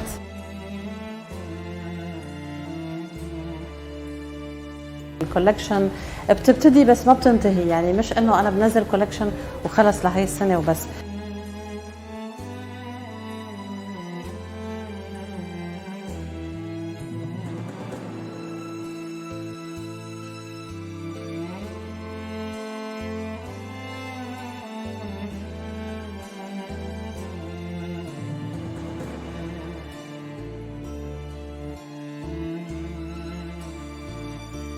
اشتغلت لمدة تقريبا 9 سنوات مع عدة شركات بمجال التصميم، بعدين من 10 سنوات استقليت بتوقيعي. بشكل عام بكل أعمالي لابد أنه يكون في شيء من الشخصية الدمشقية فيه. بالمجوهرات ما في جديد وقديم للحقيقة، المجوهرات هو فن يعني مستمر وقائم.